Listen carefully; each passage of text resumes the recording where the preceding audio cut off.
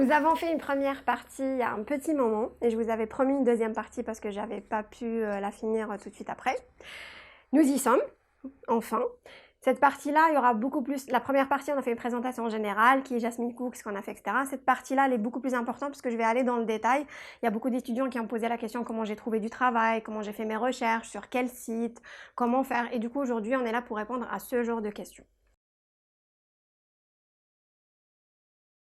Alors, quand je suis arrivée en France, la première fois, le premier métier que j'ai fait, c'était le marché. Donc, en fait, et je précise, c'était au Black. Donc, quand je suis arrivée un 25 août 2012 et le 26 matin, j'étais au marché de Melouse à vendre tout ce qui est sac à main, maroquinerie, etc. Pourquoi? Parce qu'il fallait déjà tout de suite subvenir à ses besoins. J'avais pas ramené une tonne d'argent, donc ça finit vite. Vous avez payé, comme je l'ai dit la dernière fois, on paye les frais d'inscription, on paye le loyer, il reste plus rien. Le titre de séjour lui-même, à lui seul, coûte 50 euros, donc c'est déjà, ça va assez vite. Les frais d'inscription à 900, le loyer à 300, etc. Donc je vous laisse deviner que 1200 euros, ça va vite.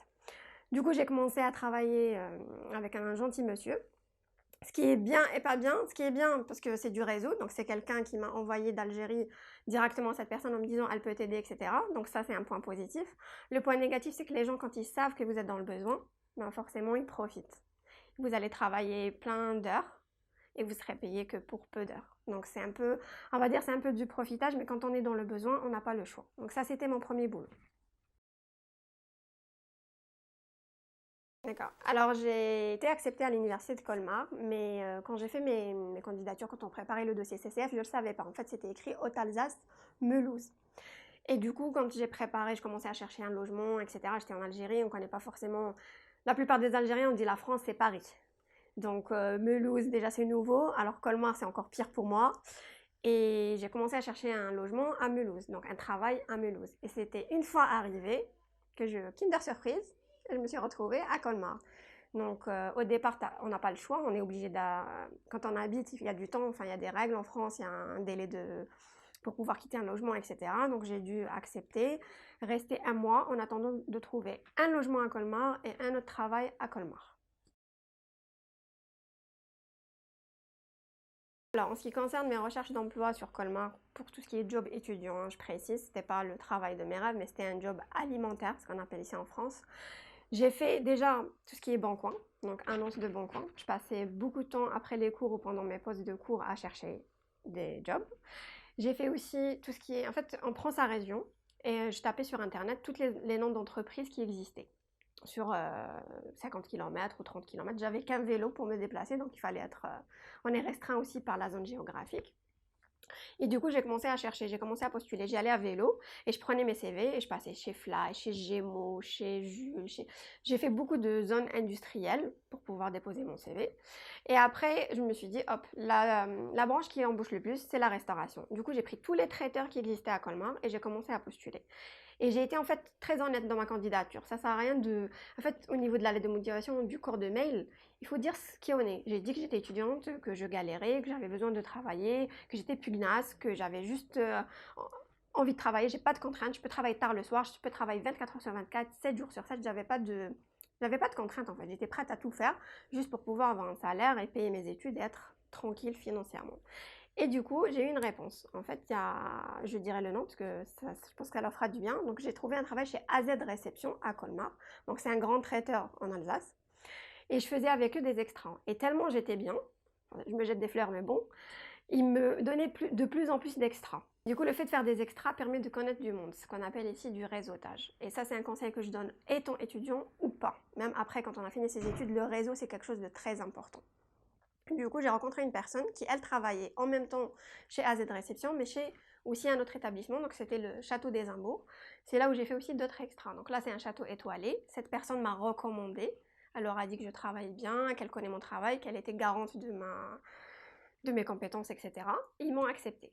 Et du coup, ça m'a permis déjà de connaître la gastronomie, de travailler dans un restaurant étoilé et de parler anglais, parce qu'on côtoyait quand même des gens d'un certain niveau, de plusieurs nationalités, et surtout de goûter des plats succulents. Et d'apprendre à faire plein de décorations, etc. Et d'avoir de l'argent, surtout, parce que ça paye bien. Concernant la gestion des études en même temps le travail, sachant qu'on avait, je pense, 50 heures par semaine, je crois, ou 39, je ne me rappelais plus. Mais en tout cas, j'avais beaucoup d'heures de cours. Du coup, je finissais, par exemple, si je finissais mes cours à 18h, je courais à vélo pour rejoindre mon travail. Je devais commencer à 18h30 ou à chaque fois, je leur disais, moi, je pourrais pas être à 18h00, j'ai toujours le temps de trajet, parce que quand on finit les cours. Et parfois, si c'était à Colmar, ça va, mais s'il fallait aller dans un autre endroit, donc prendre le train ou le TER, etc., je me changeais dans les toilettes des trains, parce qu'il fallait s'habiller pour aller travailler, etc. Et parfois, ça m'arrivait d'enchaîner. En fait, je travaillais, enfin, j'avais cours, je finissais mon cours, j'allais au travail, je finissais le travail à 5h du matin ou à 6h. Le temps de rentrer, ben, j'avais cours à 8h, ben, j'allais direct en cours. Ça m'est arrivé une fois, j'avais un examen, j'ai été avec 2 chaussures différentes, pour vous dire qu'au bout d'un moment, on est tellement fatigué, ou d'assister à un cours et de dormir, parce qu'on n'en peut plus. Mais ça vous empêche pas de réussir, au contraire, ça vous forge. Vous allez travailler dans le froid, travailler dans des conditions peut-être un peu difficiles, parce que quand on a fait 8 heures, voire 10 heures de cours, et puis après on enchaîne avec 13 heures d'extra, ben, je peux vous dire que votre corps, au bout d'un moment, vous le sentez plus. Et puis ça devient machinal. Parfois on a de l'adrénaline, mais parfois dès qu'on a arrêté l'activité, c'est fini. C'est comme une cocotte, elle fait psh, psh, psh, psh, après psh. C'est comme ça. Et c'est comme ça pendant un bon moment. Après avoir fait ces genres d'expériences, on commence à se sentir libre financièrement, on commence à changer de vie, parce que on passe notre temps à manger des pâtes et du riz, et puis d'un coup, on goûte un peu au saumon, un peu au foie gras, un peu magret, donc on se dit, oh, c'est pas mal, on a des salaires de 200 euros, après on se retrouve avec des salaires de 2000 euros, hein, parce que quand on fait beaucoup d'heures de travail, ça paye, donc on est content, on change d'appartement, on passe d'un 9 mètres carrés à un 25 mètres carrés, donc c'est différent, on commence à sentir que être en France, c'est dur, mais on avance. C'est doucement, on avance doucement, mais sûrement, on avance quand même. Mais sans oublier le but principal pour lequel on est venu. Parce qu'on n'est pas venu pour être serveur, on n'est pas venu pour être vendeur, mais on est venu pour avoir un diplôme et travailler avec notre diplôme. Et cet objectif-là, il faut toujours le garder en ligne de mire. Parce que si on le perd, c'est fini. Si on se dit, ouais, c'est bon, j'ai trouvé du travail, on rentre dans cet engrenage de oui, l'argent, l'argent, l'argent, ben c'est fini. Au bout d'un moment, vous allez arrêter de faire vos études et vous allez vous concentrer uniquement sur la partie financière. Ce qui n'est pas forcément le but principal pour lequel vous êtes venu à la base en France. Le premier job ayant un rapport avec mes études, c'était mon alternance déjà. Donc j'étais assistante marketing client dans une grande centrale d'achat, donc la centrale d'achat Système U à Dornac. C'est là où j'ai fait mon premier job ayant un rapport avec mes études. Comment je l'ai trouvé? C'est tout un cirque. Donc j'ai cherché toute l'année, toute l'année. C'était compliqué, plein de refus, je savais même pas pourquoi j'avais des refus, etc. Et du coup, dernière minute, j'avais même acheté mes billets et tout pour rentrer en Algérie. Je me suis dit, allez hop, c'est pas grave, je rentre et après je fais que 6 mois de stage comme tout le monde. Ça sert à rien de faire une alternance, j'arrive pas, j'y arrive pas. Dernière minute, j'ai trouvé. J'ai passé un entretien et j'ai été acceptée. Du coup, j'ai fait 13 mois d'alternance, pour être précise. Et c'est grâce à cette alternance que j'ai fait mon projet de fin d'études. Donc, c'était vraiment bien. J'ai fait en interne et en externe. Donc, il y avait des choses que je faisais en interne, comme les analyses, les tableaux de bord, etc. Et ensuite, en externe, je faisais tout ce qui était formation, hôtesse de caisse, hôtesse accueil. Donc, ce que j'aime bien. Donc, il y avait une partie analytique, il y avait une partie contact client. Sans oublier que c'est une grande centrale d'achat. Donc, déjà, rien qu'au niveau du siège, on était quand même nombreux. Et on apprend énormément.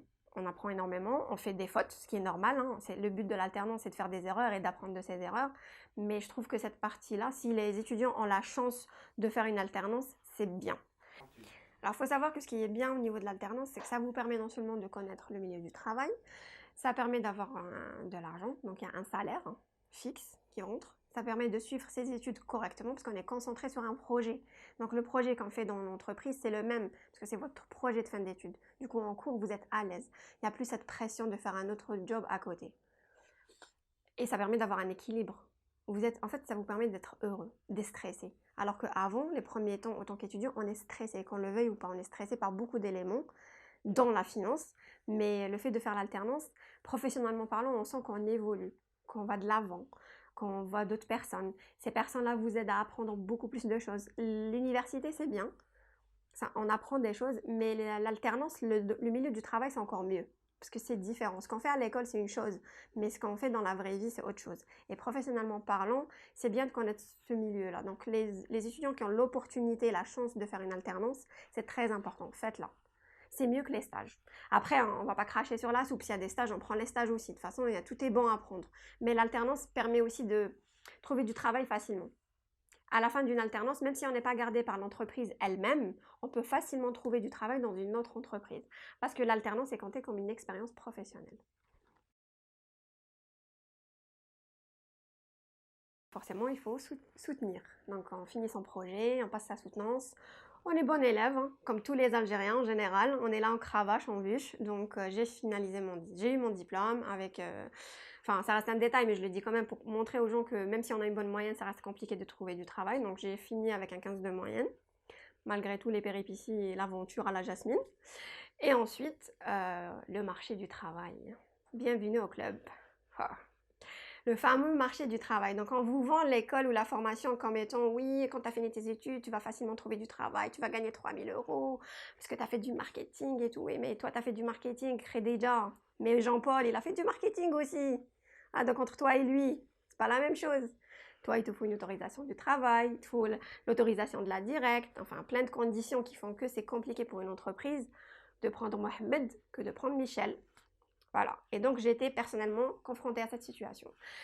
J'ai postulé, comme tout le monde, donc sur Indeed, sur S-Job, sur Pôle emploi, sur pas mal de plateformes qui proposent de l'emploi.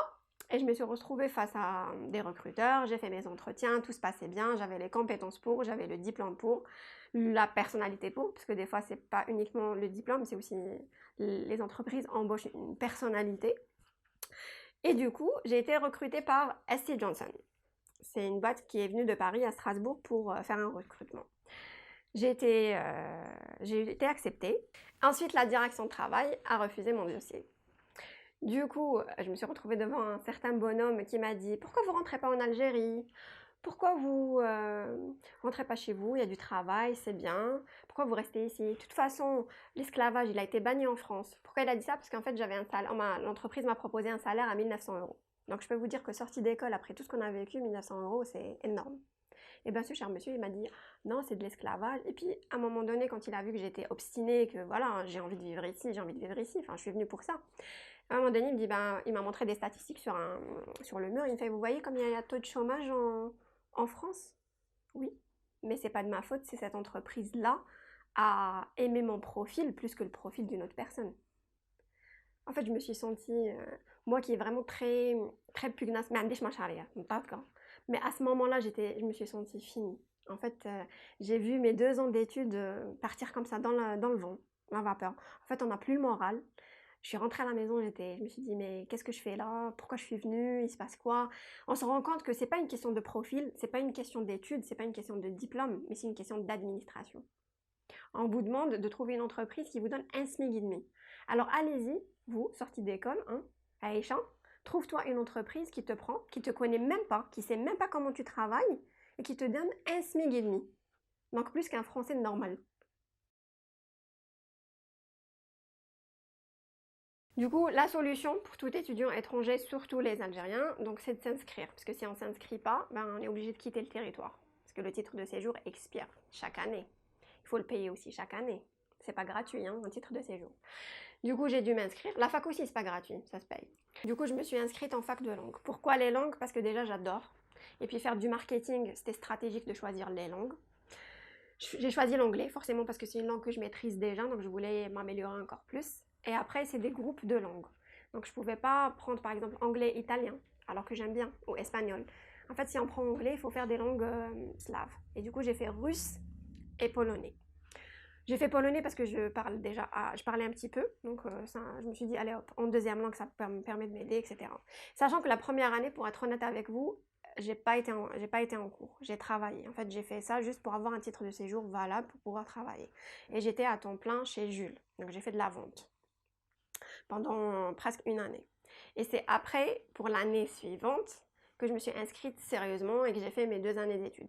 Sachant qu'en même temps que j'ai fait mes 2 années d'études, que j'ai validé bien sûr, les 2 années avec 14 et 15 de moyenne, donc ça ne vous empêche pas d'être un bon élève, ça ne vous empêche pas de travailler et en même temps étudier, et ça ne vous empêche pas non plus de travailler, étudier, se marier et faire un gosse.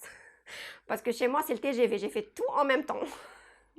Donc l'année où je me suis inscrite, etc., je me suis dit, allez hop, on va se marier, je pense qu'à 2, la misère sera moins pénible au soleil, même si en Alsace il n'y a pas de soleil, il y a la neige, mais c'était moins pénible à 2. Ensuite, ben, on s'est mariés, j'ai fini mes études. Un an après, on a décidé de faire notre petit bibiche. Voilà, il était là et puis on a eu la chance de rencontrer un gentil monsieur. Pour vous dire que le réseau ou la connaissance ou le fait d'être juste aimable et chaleureux, ça ouvre des portes. Voilà. Je voulais vendre mes meubles. En fait, on s'est mariés, donc on a pris un appart plus grand et je voulais vendre mes meubles et quelqu'un est venu les chercher.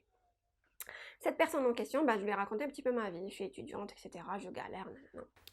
Du coup, il m'a parlé d'un avocat super à Strasbourg qui aide tout type de situation pour les étrangers en général, donc que ce soit étudiant ou autre. Ok, il m'a donné sa carte, j'ai cherché cette personne, j'ai pris rendez-vous avec elle et j'ai été le voir. C'était un avocat super sympa.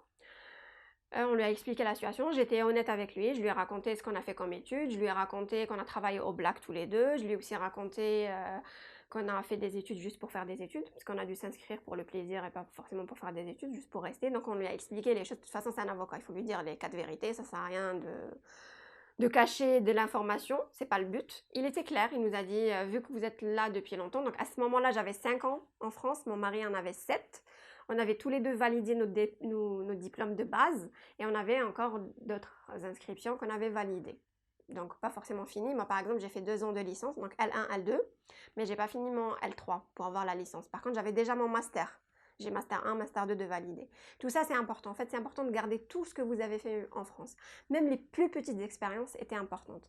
Il m'a même demandé tout ce qui est lettres de recommandation. Donc j'avais demandé des lettres de recommandation à mes professeurs, tous, surtout les plus importants.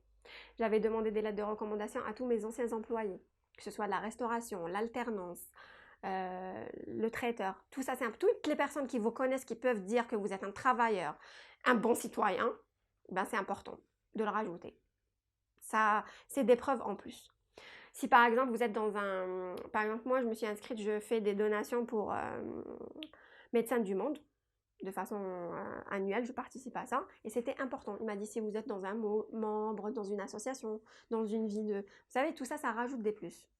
Du coup, j'ai donné aussi ce document qui prouve que je fais des donations de façon continue à un médecin du monde. Le but, à la base, c'était pas ça. Hein. Je savais pas que j'allais avoir une médaille pour ça. Je l'ai fait de bon cœur. Mais apparemment, ça rajoute des options. Donc, si vous avez la possibilité d'être dans des associations, mais ne le faites pas stratégiquement, faites-le parce que vous en avez envie. Sinon, ça sert à rien. Après, il a pris notre dossier, il nous a dit, ça prend soit 6 mois, soit une année. Mais la durée est entre 6 à 1 an. Sans vous mentir, ça a pris moins de 6 mois. Moi, j'ai eu un statut de résident, vie privée familiale. Mon mari a eu le statut de... il a fait un changement de statut salarié. Pourquoi? Quand j'ai fait ma demande au départ, j'étais pas enceinte. Et après 3 mois, ben j'ai su que j'étais enceinte, etc. Du coup, il m'a dit, c'est bien, la procédure, elle est en cours, mais quand vous allez avoir le petit, vous nous rajoutez les restes des documents. Donc, tout ce qui est acte de naissance, etc. C'est ce qu'on a fait. Et ça, franchement, je pense que ça a accéléré les choses, je pense. Je ne sais pas si c'est le cas pour tout le monde, mais en tout cas, je parle de ma propre expérience. Le petit a fait que c'était rapide. On n'a pas attendu longtemps. Tout de suite après, on nous a appelé pour donner le titre de séjour étudiant et récupérer l'autre. Et du coup, c'est l'indépendance. Franchement, la sensation que vous avez d'être libéré, de ne pas être condamné à chaque fois essayer de vous inscrire pour rester en France, essayer de trouver un travail juste pour rester. Ce qui est bien quand vous avez ce genre de document, donc la résidence, vous l'avez qu'une année. Actuellement, c'est ce qui se passe. Hein. Vous l'avez 1 an, vous la renouvelez 1 an et vous la renouvelez 1 an. En fait, il faut la renouveler 3 fois une année pour avoir 10 ans. Après, vous pouvez travailler, ne pas travailler, avoir le chômage. Vous êtes comme n'importe quel citoyen français. Vous avez les mêmes droits que quelqu'un qui est naturalisé, sauf que vous avez une résidence de 10 ans. Voilà. Vous pouvez accepter un 35 heures, vous pouvez travailler à 1000 euros, vous pouvez travailler à 1200 euros. Il n'y a plus de conditions en fait. Vous êtes libre de choisir le travail que vous voulez, vous êtes libre de faire ce que vous voulez, d'arrêter, de prendre votre chômage, etc. Ce qui est bien aussi à savoir pour les étudiants algériens, s'ils ont travaillé avant de changer leur situation, tout ça, ça compte. Par exemple, moi, j'ai pris ma maternité. Après la maternité, j'ai eu un congé parental. Mais du coup, j'ai puisé dans mes ressources parce que j'ai travaillé avant. Donc, il ne faut pas se dire, ah, j'étais étudiante, donc tout ce que j'ai travaillé, ça compte pas. Non, ça compte. Ce que vous avez travaillé, ça... À partir du moment où vous êtes soit naturalisé, soit vous changez de situation, ben on va dire, c'est du crédit que vous allez récupérer pour votre Pôle emploi, etc. Ça, c'est bon à savoir aussi. Il faut savoir que on fait beaucoup d'expériences, on essaye beaucoup de choses, mais il y a un truc qu'il faut jamais oublier, c'est pourquoi on est venu en France. Alors, je suis venue en 2012, on est en 2019. Je vais être honnête et vous dire que j'ai pas encore trouvé le job de mes rêves, ou du moins j'ai pas encore trouvé le job qui correspond à mes 6 ans d'études. Mais je me bats de façon continue à essayer de le trouver. Donc j'ai été, par exemple, j'ai fait commercial, je gagnais bien ma vie, j'avais 2 000 € net, voire plus parfois, j'avais une voiture, un téléphone, mais j'étais pas heureuse, parce que ça correspond pas. On peut être commercial même si on n'a pas fait d'études. Et l'argent ne fait pas forcément tout. Quand on a une famille, les critères changent, et la vision de la chose change. Donc on se dit, non, j'ai travaillé, j'ai fait de l'analyse, des heures d'études pour pouvoir amener une valeur ajoutée. Le but n'est pas d'aller faire un speech et c'est bon, gagner des sous. Le but est de travailler avec ses études. L'objectif, en fait, je me dis toujours, il faut garder son objectif premier en ligne de mire. Chaque matin, en se levant, il faut dire pourquoi je suis en France. Pourquoi je suis venue. Est-ce que je suis venue pour être serveuse? Non. Est-ce que je suis venue pour être vendeuse? Non. Ça, c'est bien. C'est des jobs alimentaires qu'il ne faut pas négliger, il ne faut pas cracher dans la soupe. Ça permet de payer le loyer. Mais à un moment donné, il faut se dire non, c'est bon. J'ai galéré parce que j'avais pas de papier. Mais maintenant que j'ai mes papiers, c'est fini. Je ne vais pas accepter n'importe quel boulot aura des pâquerettes. Parce que si vous acceptez de travailler à 1 200 €, ben pour gravir des échelons, pour aller plus loin, ça va être dur. Mais si vous vendez plus cher dès le départ, vous savez qui vous êtes, vous savez les compétences que vous avez et vous savez le diplôme que vous avez. Et ce que vous pouvez faire ou pas faire. Donc vous pouvez savoir ce que vous allez choisir comme boulot ou pas. Et ben moi j'ai décidé de prendre un boulot. Quand je me réveille le matin, j'ai la banane. Parce que si j'ai pas la banane, ça sert à rien. Et donc, j'arrête pas de chercher. Là, actuellement, je vais être honnête, je travaille, oui, mais c'est pas forcément ce que je veux. Donc, j'essaie de chercher plus. Et là, l'objectif actuellement, c'est de changer. Ça fait 7 ans qu'on est en Alsace. C'est bon. On a fait le tour, on a essayé. Des fois, ça peut donner pour certains. Il y en a qui ont de la chance. C'est une question d'être là au bon moment, au bon endroit et de trouver la bonne opportunité. C'est pas forcément le cas pour tout le monde. Du moins, moi, en Alsace, j'ai analysé la chose et je suis arrivée à me dire que c'est bon. Ça serait peut-être bien d'aller voir autre chose. D'aller voir, je sais pas, la Suisse, le Luxembourg, Lille, Lyon, Bordeaux, Paris. À partir du moment où vous avez les papiers, il ne faut pas vous fermer. Il faut aller plus loin et il ne faut pas se mettre un obstacle. De toute façon, on a quitté, je l'ai déjà dit sur la première partie, je le redis, on a quitté notre pays, on a quitté notre famille. On n'est pas propriétaire en France, donc on peut aller où on veut. Hein. On peut même aller aux États-Unis refaire sa vie, c'est pas la fin du monde. Donc il faut aller là où il y a du travail, là où vous pouvez être stable, là où vous pouvez faire votre avenir tranquillement. Alors, un petit conseil pour ceux qui sont encore étudiants, qui n'ont pas fini leur cursus. Si vous avez des stages ailleurs, faites-les. Si vous êtes étudiant, par exemple, à Colmar, et que vous trouvez un stage à Paris, allez-y. Ne vous dites pas, non, il faut que je trouve un stage à Colmar. Non, parce que ça peut vous ouvrir d'autres portes après. Les jobs étudiants aussi. L'année scolaire pour les gens qui partent pas en Algérie, les vacances de Noël, les vacances d'été, le printemps, etc. Vous avez 15 jours. Ok, acceptez des contrats de 15 jours ailleurs que dans votre région. Galérez un petit peu, c'est pas la fin du monde, mais ça vous permet de mettre le pied dans une autre ville, de connaître le marché et de voir si ça vous correspond ou pas.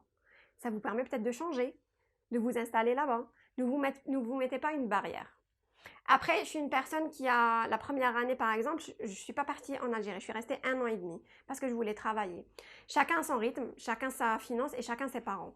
Donc ceux qui ont les moyens de rentrer souvent, c'est bien, mais je conseille quand on a l'objectif de rester en France, d'essayer de mettre toutes les chances de son côté. Donc essayez de rester le plus ici, essayez de transformer le plus votre durée en quelque chose de valable. Donc essayez de travailler le maximum. Même les week-ends, même nounou, parce qu'on peut être nounou de quelqu'un, et le quelqu'un en personne, c'est un responsable dans une boîte. Vous allez le voir, vous allez bien vous occuper de ses enfants, et puis à un moment donné, vous allez lui dire que vous faites des études de marketing ou des études d'agroalimentaire, vous êtes ingénieur par là, ben, il peut vous dire « Ah oui, je connais Flan, qui connaît Flan, pas de souci, voilà. » C'est comme ça que ça se passe. Donc ne vous mettez pas de barrière. Soyez vous-même, ne vous dites pas « Ah oui, c'est bon, Makenwell ou Mitel Hala. » Toutes les régions ont des avantages et des inconvénients. On est tous arrivés à saturation. On est tous arrivés à un point où on s'est dit pourquoi je suis partie. Pourquoi j'ai laissé avec le confort à Babaouima? Pourquoi j'ai laissé avec le confort à l'Algérie? Tu travailles à 10 heures, tu vas pas au boulot pendant toute l'après-midi tranquille. Non, non. Oui, c'était un confort. Oui, il y a un rythme de vie en Algérie, mais il y a aussi un autre rythme de vie en France. La France, c'est pas l'Eldorado non plus. Il y a des inconvénients et il y a des avantages, mais il faut essayer de se donner les moyens. Le travail, il va pas prendre le TGV, il va toquer chez toi. Hé, moi, ça marche pas comme ça. C'est à toi d'aller chercher le travail. C'est à toi de toquer aux portes, ça va se fermer, ça va se fermer. C'est une question de fréquence. Tu postules 100 fois, tu as une réponse. Tu postules 1000 fois, tu as deux réponses. Tu postules 100 000 fois, tu as 10 réponses. C'est comme ça.